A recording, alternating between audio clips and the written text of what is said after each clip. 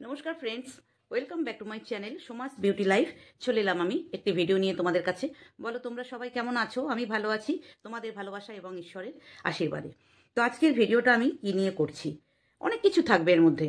মানে সারাদিনে যে কটা ভিডিও দেখে উঠতে পেরেছি তার উপর বেস করেই যেটুকু যেটুকু আমার মনে হচ্ছে বলার সেটুকুই তোমাদের সাথে তোমাদের কাছে শেয়ার করব। সেটা হলো কালকে ম্যাডামের লাইভ নিয়ে অনেকেই অনেক রকম তাদের নিজস্ব যে বক্তব্য সেগুলো রেখেছে। তার মধ্যে আমি একটা মিলির ভিডিও দেখলাম। আমি আর নতুন করে কিছু বলতে চাইছি না। মিলির যে ভিডিওটা করেছে পুরোপুরি আমি সহমত মিলির সাথে। তো আমি এটাই শুধু ম্যাডামকে বলতে চাই যে মিলির ভিডিওটা দেখবেন, এটা কিন্তু একদম ঠিক কথাও বলেছে।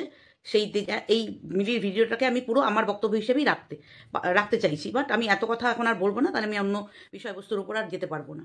তো হয়ে গেল এটা। এরপরে আসি দ্বিতীয়ত, আমাদের ওই পরকীয়া করা যে মা, পরকীয়া করা ছোট বাচ্চাকে ছেড়ে চলে আসা যে মা, তার আজকে সকালবেলা 11:30 থেকে ভিডিও স্টার্ট হলো, তাই তো? কিন্তু যে কদিন ফ্ল্যাটে ছিল সে কদিন কিন্তু কোনো টাইম মেনশনও করেনি ও কটা থেকে ভিডিও স্টার্ট করছে। ও যখন এইখানে থাকে, মানে মা বাবার বাড়িতে থাকে, তখন কিন্তু ও রাতের ডিনার দেখায়, রাত পর্যন্ত দেখায়, ওইখানে দেখাতে পারেনি। কারণ তোমরা জানো যে ওইখানে ওর দেখানোর মতো অবস্থায় নেই। কেন নেই? দেখালে দেখাতেই পারতো, রাতে খেয়ে শুচ্ছি আমি, এই যে শুচ্ছি, একা আছে তো, তাই না? তো যতই এইরকম নাটক সাজাক যে ছেলেকে ওর কাছে আনার জন্য, ভিউজের জন্যে, সন্দীপকে জব্দ করার জন্যে, আর কিচ্ছু না। ভিউজ, সন্দীপকে জব্দ এবং ছেলেকে দেখিয়ে জাস্ট ওর কন্টেন্ট। কারণ মায়া, ভালোবাসা, মাতৃত্ব অনেক দিন আগেই, মানে 1.5 বছর আগে ও হারিয়ে ফেলেছে। সেই জায়গা থেকে যে ও এগুলো করছে না, সেটা একদম পরিষ্কার। সন্দীপের ভিউয়ার্স আর ওর ভিউয়ার্সরাও কিন্তু, মানে এই পরকীয়া করা মেয়েটির যে ভিউয়ার্স, তারাও কিন্তু এই বুকে হাত দিয়ে বলতে পারবে না যে এই কথাগুলো মিথ্যে। যদি ও সন্তানের প্রতি এতটাই অ্যালার্ট থাকতো, সন্তানের প্রতি যদি এতটাই ওর মায়া থাকতো, যে সন্তান জিনিসটা কি জিনিস, আমরা ওর ভিডিওর মধ্যে একটু না একটু হলেও তার ছোঁয়া পেতাম। কিন্তু সেই ছোঁয়াও দেয়নি এবং দিতে পারেনি। বোঝাতে পারলাম? আচ্ছা, এরপরে গেল কি, সবজিওয়ালা এলো এবং সেইখানে সবজি কিনলো। কেনার পর একটা ছোট্ট বাঁধাকপি কিনলো। কেনার পর বলছে এটা আমার একদিন হয়ে যাবে। অবশ্য কবে ফ্ল্যাটে, এরকম বলে ও থেমে গেল। মানে ও কবে ফ্ল্যাটে যাবে, কি করবে, এই যে একটুখানি বলে থেমে গেল, এটা আমাদেরকে কন্টেন্ট ছুড়ে দিল, কন্ট্রোভার্সি করো তোমরা এটা নিয়ে। মানে ওর আর কোনো পথ নেই। এই নোংরামি, একঘেয়েমি, এই নোংরামি দেখতে দেখতে দেখতে দেখতে মানুষ, ওর ভিউজ তো অলরেডি অনেকটাই কমে গেছে। তো এই কমে যাওয়ার জন্যে এরা মা আর বেটি মিলে মানে প্ল্যান করে, এদের সব কিছু তো প্ল্যান মাফিক চলে, তো প্ল্যান করে এরা কন্টেন্ট দিয়ে দেয়। এটা বলে দিল যে বাঁধাকপি কবে যাব, মানে ও কতদিনের জন্য এখানে এসছে, আর ওর বাবা পাহারা দিচ্ছে, তাই এবার কেউ বলবে না, তাই না? এই যে আমাদের লাতখোর যে বলে না, সন্দীপের বাবাকে পাহারা দিতে যায়, পাহারাদার, বাড়ি পাহারা দিতে যায়। হ্যাঁ রে লাতখোর, একটু এবার বল যেটা তোর স্ট্যান্ড পয়েন্ট, যে তুই সত্যি কথা বলছিস, তুই যেটা দেখছিস তুই সেটা বলিস। তুই তো এটাই বলিস, তাই না, যে আমি যেটা দেখি সেটা বলি। তো এটাও তো তোর চোখে দেখতে পাচ্ছিস না? না এই সময় তুই চোখে অন্ধ হয়ে যাস যে ওর বাবা ফ্ল্যাটটা পাহারা দিচ্ছে এবং ওখানে বেলেল্লা পানা যেটা বলে, মজ মস্তি আয়েশ আরাম চলছে ওখানে, মানে জলের পার্টি চলছে। তার সাথে মেবি টিকটিকি ছাড়া আর তো কেউ নেই, বা ওর বাবা কোনো লোকজন নিয়ে এসে ওখানে বেলেল্লাপানা, ওখানে পার্টি চলে, লাল জলের পার্টি, বা যেই 7 দিন যে পার্টি চলেছে তারই সরঞ্জামগুলো দেখা গেছে ওখানে। যখন ওর বাবা ছিল না, যখন তার মেয়ে একা ছিল, মেবি তখনও ওই লাল জলের বোতলটা যেটা দেখা গেছে, তো সেইটা হয়তো মেয়ে বা তার ওই বড় টিকটিকি যে ছিল সাথে, তারা ওইখানে এনজয় করে হয়তো ছেড়ে গেছে। এটাও তো হতে পারে। তো লাল জলের পার্টি যে ওটা যে একটা বার তৈরি করে দিয়েছে, একটা বার হিসাবে, একটা একটা ফ্ল্যাট ভাড়া নিয়ে, একটা মানে ফ্ল্যাট কাম বার হিসাবে ওটা এখন ইউজ হচ্ছে। এটাই আমি মনে হলো এটা আমার। আচ্ছা, এরপরে এই যে আমাদের এই পরকীয়া করা বাচ্চার মা, মানে বাচ্চার মা যে পরকীয়া করে গেছে সেই মেয়েটিকে বলছি আমি। ওকে তো অনেক নাম আছে, বাট আমি আমার মতো করেই বলছি। যখন আবার যেটা ইচ্ছা হবে তখন বলতেই পারবো, বলবো। তো এই মেয়েটি বলছে গুতো। আচ্ছা, কারা বলে গুতো? গুঁতো গুঁতো গুঁতো গুঁতো, কাকে গুতাবে? কে গুতাবে? আমি তো এটাই বুঝতে পারছি না। কি ভাষা এগুলো? কি ভাষা বন্ধুরা? এরা এরা নাকি সোশ্যাল ইনফ্লুয়েন্সার? হ্যাঁ, এরা নাকি সোশ্যাল ইনফ্লুয়েন্সার। এগুলোকে বলে গুঁতো গুঁতো গুঁতো গুঁতো? মানে এই সব বেলেল্লাপানাগুলো সন্দীপদের বাড়িতে বসে ওর করতে পারেনি। ওখানে টোটালটাই ছিল ওর পুরো মেকি একটা, মানে আর্টিফিশিয়াল একটা লাইফস্টাইল লিড করেছে ও এতদিন, আর্টিফিশিয়াল। সেই জন্যই ওর অরিজিনাল যে ওর আত্মাটা এতদিনে বেরিয়ে এসে আমাদের কাছে একদম পরিষ্কার যে অ্যাকচুয়ালি অরিজিনালি ও কী। হ্যাঁ, এরপরে আসি ওর পড়াশোনা নিয়ে। পড়াশোনা করতে যাবে ওই নাকি আমি শুনলাম একজনের ভিডিও থেকে নাকি ওর 75% নাকি এইচএসে। আচ্ছা, আবার কেউ বলেছে যে ওকে নাকি 18 বছরের নিচে ও নাকি বিয়ে হয়ে গেছে। তো এইচএস তো 18 বছরের নিচে হয় না, খুব কম হলেও 17 হয়, 17 হয় না, এইচএস 18তেই দেয়। খুব যাদের খুব একদম 3 বছরে ওয়ানে ভর্তি করে দেয় তারা হয়তো 17+ দিতে পারে, বাট 18 বছরের নিচে এইচএস দেওয়া যায় না। তো এইচএস দেওয়ার পরে বিয়ে হলে ও ফার্স্ট ইয়ারে পড়েছে, তার মানে 18+ বিয়ে হয়েছে। হ্যাঁ, আর 75% যার নাম্বার থাকে তাহলে সে কেন পড়াশোনাটা না করে এই একটা অপাত্রে, মানে ওদের কাছে অপাত্রে একটা, মানে ওদের কাস্টেরও না, এইসব কাস্ট ফাস্ট যদিও আমি মানি না, তবুও যে নিশ্চয়ই এইভাবেই দিয়েছিল যে ছেলেটা কাস্ট যাই হোক না, আমরা ব্রাহ্মণ ওরা ব্রাহ্মণ নয়, তবুও ওর কাছে পাত্রস্থ করা যাবে যে ছেলেটা ছেড়ে দেওয়ার মতো নয়। বাপের একটিমাত্র ছেলে, বিষয় সম্পত্তি আছে, জায়গা জমি আছে, তো এগুলো দেখেই তো বিয়েটা দিয়েছিল। হ্যাঁ, তাহলে এই পাত্রটা মানে ছেড়ে যাবে সেই ইয়েতে যে পড়াশোনা না করিয়ে তাকে বিয়ে দিয়ে দেওয়া হলো। না, অন্য কোনো গল্প আছে যে না মেয়ে অন্য বিয়ের আগে একটা অন্য কোনো মানে চোখ, ওর তো এমনিতেই পিছন পাকা, ইঁচড়ে পাকা যেটা বলে, তো ওই সময় থেকেই কি ওর ওই ছেলে ঘাটা স্বভাব ছিল যে যাতে ছেলে ঘাটতে না পারে, আর সেই জন্য কি বিয়েটা দিয়ে দেওয়া হয়েছিল? এটা আমার খুব কিউরিসিটি লাগে। আর যার 75% মার্কস থাকবে তার প্রোনাউন্সিয়েশন এরকম হবে। আর সে এখনও যদি ভর্তি হয়, এই ডিস্টেন্স যে একটা যে ও গ্র্যাজুয়েশনটা কমপ্লিট করবে, ওদের ওইখানে আদৌ আছে কি না সেটাও জানার বিষয়। আর থাকলেও কত দূরে আছে, ও এইভাবে বসে ও গ্র্যাজুয়েট হবে। হ্যাঁ, হলে তো ভালোই, পড়াশোনা কোনো দিন বিফলে যায় না, হলে ভালো, বাট ওর এই পড়াশোনাটা কোনো কাজে লাগবে না তো। এইচএসের পরেই কিন্তু মানুষ যে কোনো একটা লাইন নেয়, সে ছেলেটা বলো মেয়ে বলো, তার জন্য গ্র্যাজুয়েট হতে হবে তার কোনো মানে নেই। এইচএসের পরে কোনো মানুষ যদি বলে আমি ভাবে যে আমি কিছু একটা লাইনে গিয়ে পড়াশোনাটা এগোতে চাই, অনেক লাইন আছে, অনেক, সেই দিকে করলেই হয় না। ওকে অনার্স নিতে হবে, না ওকে এই গ্র্যাজুয়েট হতে হবে, না ওকে তারপরে এমএ করবে, না বিএড করবে, না এমএড করবে, কোনোটা এগুলো করবে কি ও? করবেটা কি? যতদিন ধরে ও এসছে, যতদিন ধরে ও ব্লগিং করছে, যা টাকা ও আর্নিং করছে, ও এই ব্লগিংয়ের পাশাপাশি ও কিন্তু কোনো বিজনেস করতে পারতো, ও কিন্তু কোনো একটা কোর্স করতে পারতো, ও কিছু বাচ্চা পড়াতে পারতো, 1 থেকে 5 পর্যন্ত বাচ্চা পড়াতে পারতো, অনেক কিছু, মানুষ যদি চায় অনেক কিছু করতে পারতো। বাট এইগুলো করতে গেলেও পরকীয়াটা করবে কখন? মানে পরকীয়া মিন্স পরকীয়া তো অলরেডি করেই ফেলেছে, কিন্তু সেইটাকে টাইম দেবে কখন? ওই যে রাত্রি ভোর 3টে 4টে পর্যন্ত এডিটের নাম করে গল্প গুজব বা প্ল্যানিং প্লটিং, তারপরে আরও অনেক কিছুই হয় হয়তো, কারণ রাত ভোর 3টে 4টে পর্যন্ত যে জেগে থাকে, এডিট করতে কি কতক্ষণ টাইম লাগে?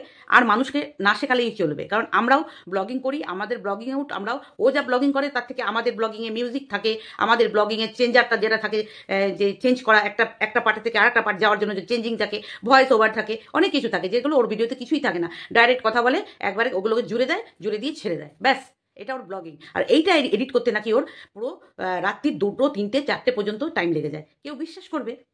কেউ বিশ্বাস করবে না। তো এই হলো এই মেয়ে। একে আবার সতীত্বর তকমা দিচ্ছে কিছু লেলো বুড়ি, কিছু মাতাল বুড়ি, হ্যাঁ, যাদের নিজস্ব ক্যারেক্টারটা এই মেয়েটার সাথে একদম খাপে পঞ্চুর বাপের মতো মিলে যায়। তা না হলে কোনো মানুষ এই মেয়েকে, আবার এই মেয়ে যাকে ধরেছে তাকে বাবু বলে আখ্যা দিয়ে হিরো রক বলতে পারতো না।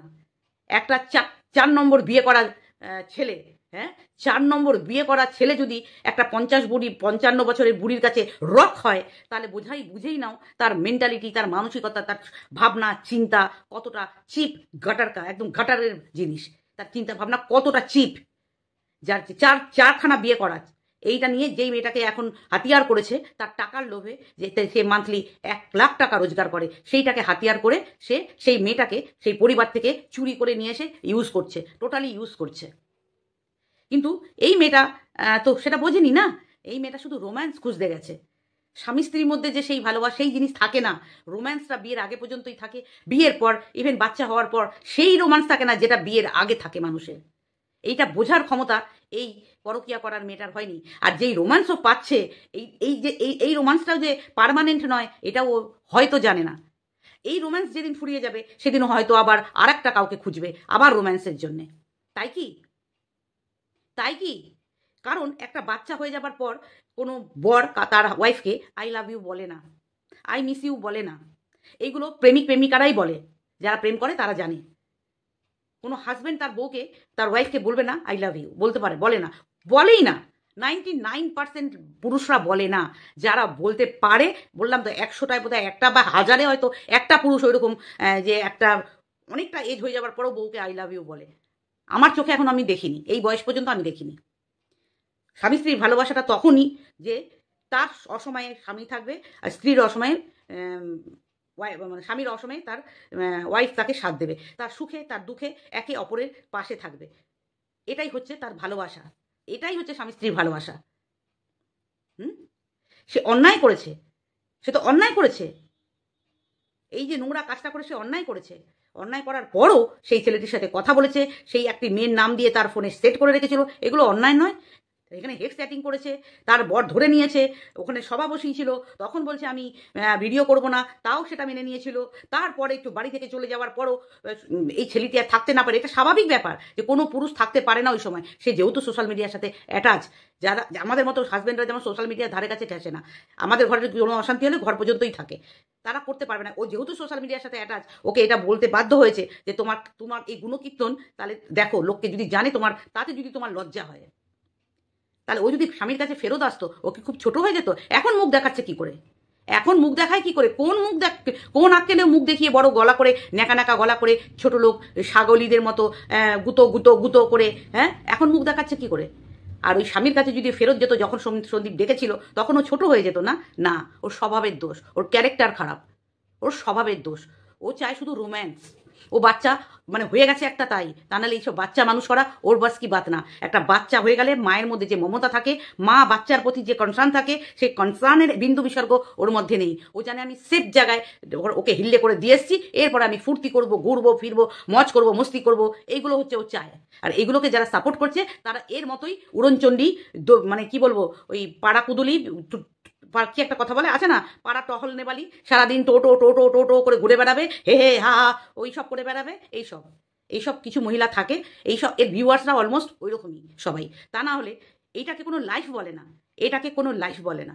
লাইফ যখন একটা পূর্ণ সংসার হয়, যদি সে স্বামী ছেড়ে চলেও গেছে বাবার বাড়িতে, মানলাম, ঠিক আছে, স্বামীর সাথে বনিবনাদ নাই হতে পারে, ডিভোর্স হতেই পারে, বনিবনাদ নাই হতে পারে, সে ছেড়ে চলে যেতেই পারে, বাবার বাড়িতে গেছে, চ্যানেল খুলেছে, সব ঠিক আছে, ভিডিও করছে, কিন্তু উইদাউট ডিভোর্সে যে নোংরামিটা করে বেড়াচ্ছে, এইটা কিছুতেই মেনে নেওয়া যায় না। ডিভোর্স দিয়ে দিক, তারপরেও একটা কেন 10টা বিয়ে করুক, কেউ বলতে আসবে না কিছু, সন্দীপরা তো বলতেই আসবে না, কিন্তু ডিভোর্স তো দিচ্ছে না।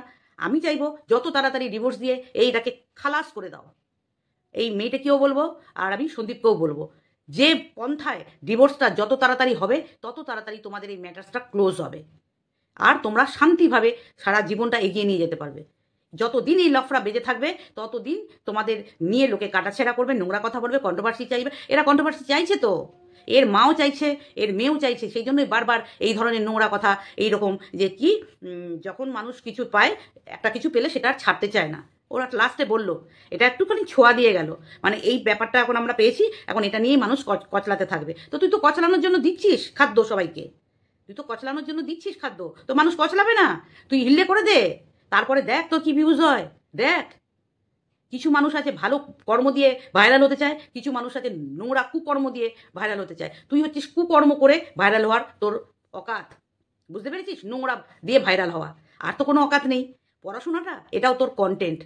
দেখবো, তুই একবার বিজনেস করবি বলেছিলিস, সেটাও কিছু দেখতে পেলাম না, তার আগামুড়ো কিছুই দেখতে পেলাম না। আর ওই তোর এই কন্টেন্ট, এই যে ছেলে আসা, সেটাও অন দ্য ওয়ে, সেটাও কন্টেন্ট। আবার এই যে এখন পড়াশোনা নিয়ে গ্রাজুয়েশন হবি তুই, গ্রাজুয়েট হবি তুই, হ্যাঁ, এটাও তোর কন্টেন্ট। তুই সব কন্টেন্টের জন্য ছুড়ে দিস, সব কন্টেন্টের জন্য ছুড়ে দিস।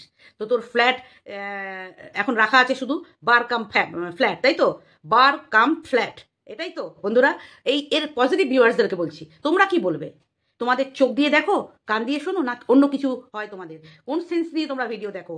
যেই আমরা যেগুলো দেখাচ্ছে, আমাদের সন্দীপের পজিটিভ ভিউয়ার্সরা যেগুলো দেখাচ্ছে, সেইগুলো দেখে শুনে তোমাদের মনে কি আসে?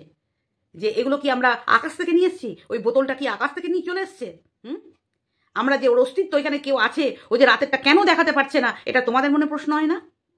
ও ভালো থাকলে কেউ জ্বলে না, ভালো থাকুক না, ভালো থাকার অধিকার, সুখে থাকার অধিকার সবার আছে, বাট এটা এখানে নিয়ে আসতে হবে, কর্ম করতে হবে, তার জন্য কর্ম দরকার। কর্ম এমনই করেছে, আমরা চাইলেও ও ভালো থাকতে পারবে না, আমরা চাইলেও ওকে খারাপ হয়ে যাবে না। ওর যা কর্ম তার পরিণতি ওকে দেবে, যে দেবার সেই দেবে। আমরা কেউ না, আমরা এখানে ভিডিও করি, আমরা মানুষ, আমরা যেটুকু দেখি, যেটা আমাদের অন্যায় মনে হয়, যেটা নোংরা মনে হয়, সেটুকু আমরা আমাদের ভিডিওর মাধ্যমে তুলে ধরি। শোনা না শোনা তাদের ব্যাপার, ঠিক আছে? তো চলো, এই এদের নিয়ে এর কালকের ভিডিওটাতে যেটুকু দেখলাম, পুজো দিতে গেল, হ্যাঁ রোগা না হওয়া, একজনের ভিডিও থেকে শুনলাম ওই গ্যালাক্সি, হ্যাঁ ওরই তো গ্যালাক্সি অফ কি জানো চ্যানেলটা, ওর নামটা বেশ কি ভুলে গেলাম নামটা মেয়েটার, মনীষা, হ্যাঁ মনীষা। ওর ভিডিও থেকে দেখলাম যে ও বললো একটু রোগা হয়েছে। ইয়েস মনীষা, আমিও লক্ষ্য করেছি একটু রোগা হয়েছে, স্লাইট রোগা হয়েছে। ওকে তো আমরা কোনো কিছু এক্সারসাইজ বা কোনো ডায়েট বা কিছু দেখিনি, তাহলে রোগাটাও একটা মানে কি বলবো কিসের জন্য হয়েছে রোগাটা, ডাউট আছে। হয়তো যে পিলগুলো ও কোনো কিছুর হয়তো পিল নেয়, সেটা হয়তো বন্ধ আছে, হয়তো তার জন্য রোগা হয়ে যাচ্ছে। হয় কিছু পিল খেলে মানুষ একটু মোটা হয়ে যায়, বুঝে নাও তোমরা, তো সেইটা হয়তো বন্ধ আছে, তার জন্য হতে পারে। আর মেন্টাল স্ট্রেস বলছো, মেন্টাল স্ট্রেস ওর নেই, ওর নেই। ও যে বলে না আমার সব লুকিয়ে সব ভেতরে, হ্যাঁ হয়তো দুঃখটা প্রকাশ করে না, ও শুধু আনন্দ প্রকাশ করতে পারে, দুঃখ করে না। দুঃখের বেলা ও ইন্ট্রোভার্ট, আর আনন্দের বেলা ও এক্সট্রোভার্ট, এটা তো আমরা শুনেছি। তো দুঃখ পাওয়ার মতো কিছু তো হয়নি, কারণ মানসিক স্ট্রেস তো ও মানুষকে দিয়েছে, সন্দীপকে দিয়েছে, ওর তো কিছু নেই, ও তো বিন্দাস আছে। তবে হ্যাঁ, তাহলে হয়তো ওই পিল খাওয়া, যেটা পিল খায় মানুষ যে কারণে, তো সেইটা হয়তো বন্ধ আছে। হয়তো অন্য কিছু ব্যবস্থা নিয়েছে তার জন্যে, যে মোটা হয়ে যাচ্ছি, এইটা খেয়ে মোটা হয়ে যাচ্ছি, তো সেই জন্য হয়তো অন্য কিছু ব্যবস্থা করেছে, পিলটা বন্ধ করে দিয়েছে বলেই হয়তো একটু ঝরেছে, মেবি এটাই হতে পারে, আমার এটাই মনে হলো। তো চলো বন্ধুরা, টাটা, বাই বাই, সবাই ভালো থেকো, সুস্থ থেকো। আর ভিডিওটা ভালো লাগলে কমেন্ট করে আমাকে কমেন্ট করো, কমেন্ট বক্সে খোলা আছে। তো চলো টাটা, বাই বাই।